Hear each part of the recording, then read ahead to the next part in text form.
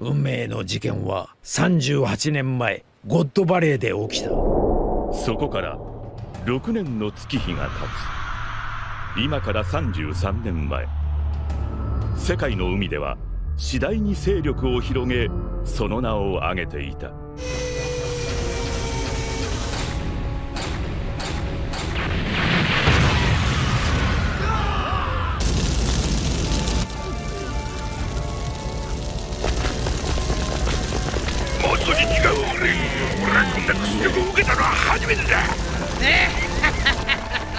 変わらねえな、あの親父も。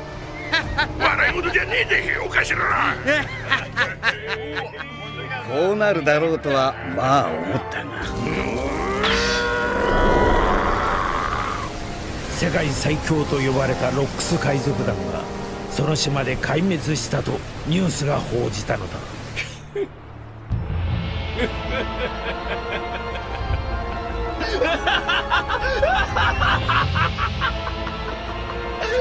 ああ、やはり光を生で感じるに限るな。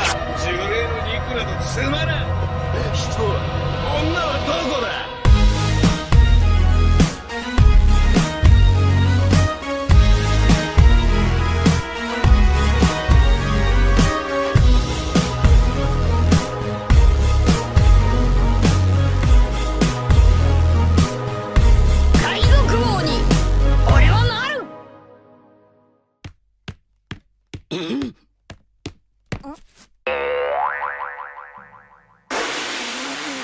Hey, bonjour à tous, ici le Salonic Sensei, j'espère que vous allez bien. Aujourd'hui on se retrouve pour parler ensemble du chapitre 1017 de One Piece. On a eu droit à un magnifique chapitre avec des événements qui font directement suite aux précédents événements. On va parler combat, commandant, puissance, révélation, Gomu Gomu no Mi, etc. On n'oublie pas de mettre un gros pouce bleu sous la vidéo pour le soutien, ça fait très plaisir. Si vous voulez rejoindre Loro Jackson, vous pouvez vous abonner à la chaîne. Ici on découvre en exclu mondial tous les secrets de cette œuvre si grandiose. One Piece.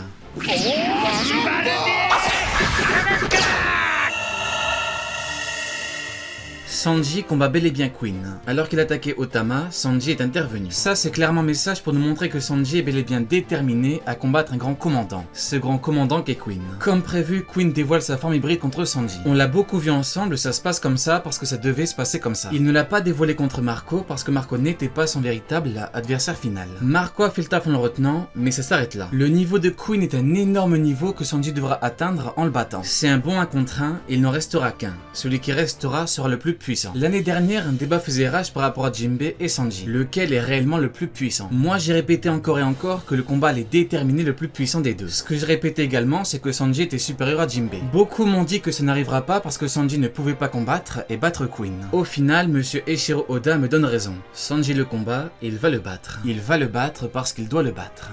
Oui. Dans l'œuvre, il y a ce qu'on appelle des schémas, et la vérité finit toujours par sortir. Le niveau de Queen est phénoménal, et il combat en forme hybride, sa forme la plus combative. Le fait qu'il ait dévoilé après le coup de Sanji, c'est vraiment quelque chose de fort. Queen sait pertinemment que pour le vaincre, il en a besoin.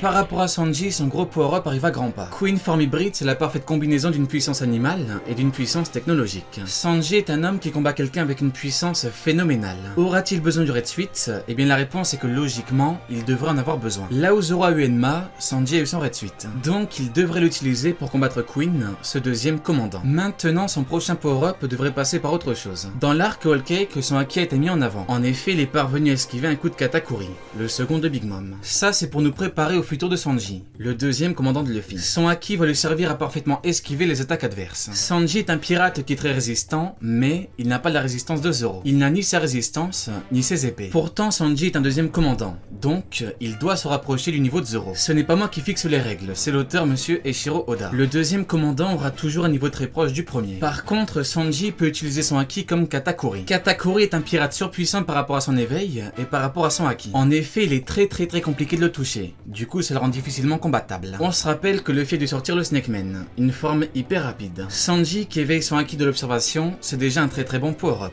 Mais attention, ce n'est pas tout. Comme dit plus tôt, Sanji n'a pas les épées de Zoro, mais il a ses jambes. Avec ses jambes, Sanji est un excellent combattant au corps à corps. Le Diable Jambe est arrivé dans l'arc Enies Lobby, l'arc avec Ashura. Si ça s'est passé comme ça, ce n'est pas pour rien. Diabura et Kaku avaient quasiment le même niveau. Sanji a réussi à battre Diabura avec le Diable Jambe. De son côté, Zoro a réussi à battre Kaku avec Ashura. L'auteur met les deux power-up à des niveaux très proches. Ashura est une technique démoniaque, donc on a l'impression qu'elle est beaucoup plus puissante. Mais non. L'auteur nous le dit très implicitement, mettant Kaku et Diabura au même niveau. Donc Sanji a toujours montré qu'il pouvait être au niveau avec ses jambes.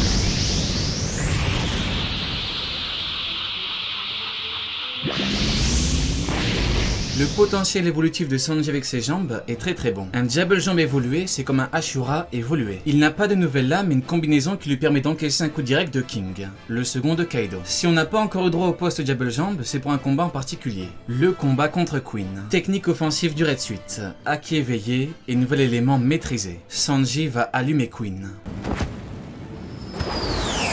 Zoro va donc bel et bien être soigné. Au-delà du fait que ça fait très plaisir, il faut se demander pourquoi. La réponse, on l'a vu ensemble encore et encore, depuis plus de 2 ans, pour combattre un très grand pirate. King, le second de Kaido. J'ai milité pour l'affrontement, j'ai argumenté et j'ai théorisé. Si les théories se font toutes valider les unes après les autres, ce n'est pas pour rien. Il n'y a pas de secret. Analyse approfondie et connaissance parfaite de la puissance et des rapports de force. Ceux qui disent que la puissance n'est pas important et que les combats sont faciles à trouver, se tromperont quasiment toujours sur les combats et les rapports de force. Pourquoi? Eh bien parce que le sujet est très complexe. Ce n'est pas pour rien si la puissance est la notion la plus importante de l'œuvre. Oui. Et que l'on ne vienne pas me dire que je me vante ou que sais-je encore. Tout ce que je dis est factuel et vérifiable. Personne d'autre dans le monde n'a pu trouver tous les combats de l'arc avec précision plus d'1 an à l'avance. Moi, je l'ai fait pour vous. Longue vie à Lauro Jackson.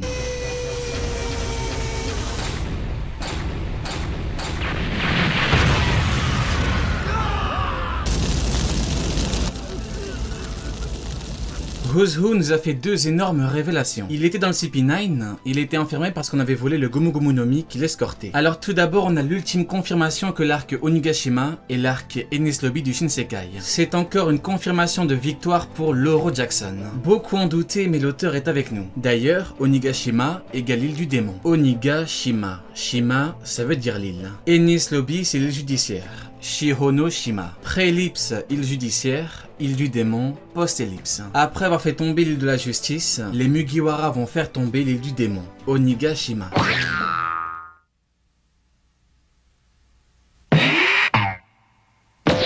Le Gomu Gomu no Mi est censé être très important. Il est censé être important parce que Who's qui est présenté comme étant très prometteur, a carrément été emprisonné pour ça, le vol du Gomu Gomu no Mi qu'il n'a pas pu protéger. Alors tout d'abord, on ne connaît pas les circonstances du vol. Peut-être qu'il a été volé silencieusement, ou peut-être qu'il s'est fait battre, je parle de Who's et du CP9, par les voleurs. Les voleurs, on les connaît, l'équipage de Shanks. Donc les 2 cas sont probables, dans tous lesquels ils auraient pu démolir le CP9. Ce qui participe encore plus au fait que le fruit est censé être important, c'est que le narrateur dit que le fruit était convoité par le GM. Par contre, le narrateur fait du teasing. Pourquoi? Eh bien parce qu'en fin de phrase, il y a un point d'interrogation. Là, on est purement et simplement dans le teasing pur et dur. Je sais que beaucoup se demandent si le Gomu Gomu no Mi a pu appartenir au roi des pirates Goldie Roger. La réponse est que logiquement non, parce qu'absolument personne n'a fait le rapprochement. Normalement, quand le fil l'utilisait, des personnes auraient dû en parler. Que ce soit Garp, Shanks, Rayleigh ou encore Baggy, nada. Ça, c'est quelque chose que l'auteur ne pourrait pas vraiment expliquer. Dans l'absolu, il pourrait avec 2 choses différentes, mais c'est compliqué. La première, c'est que les personnes ne considéraient pas cela comme étant nécessaire.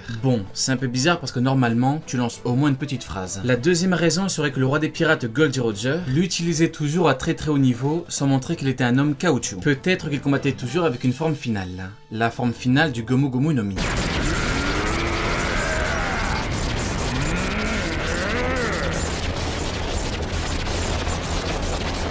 Cette option est très peu probable parce que logiquement, quand tu combats d'homme caoutchouc, tu le vois, tu le sens et où tu le sais. Donc a priori, il est quasiment impossible que ce fruit ait pu appartenir au roi des pirates. Mais alors, pourquoi est-ce que le GM enfermerait-il carrément quelqu'un d'aussi prometteur que Who's? Eh bien la question est très intéressante. Beaucoup m'ont écrit des commentaires pour me demander si le fruit appartenait à Joy Boy. Tout le monde y a pensé, notamment parce que son nom était mentionné par le roi des bêtes. J'ai envie de répondre que c'est possible, mais qu'il ne faut pas croire non plus que c'est une certitude. En fait, il y a un gros problème par rapport à l'hypothèse. En effet, le GM n'a a priori théorie, j'ai jamais montré un énorme intérêt pour Luffy par rapport à son fruit. L'une des seules fois où on pourrait avoir quelque chose, c'est par rapport à Im. Dans l'absolu, on pourrait se dire que c'est en lien avec le fruit. Mis à part Im, c'est compliqué parce qu'on l'a toujours montré comme étant limite ridicule. Pour finir, le CP9 n'a pas eu un intérêt quelconque par rapport à Luffy et son fruit. Donc par rapport à Joy Boy c'est possible, mais c'est très compliqué. Si c'est le cas, il faudra que l'auteur donne de grosses explications.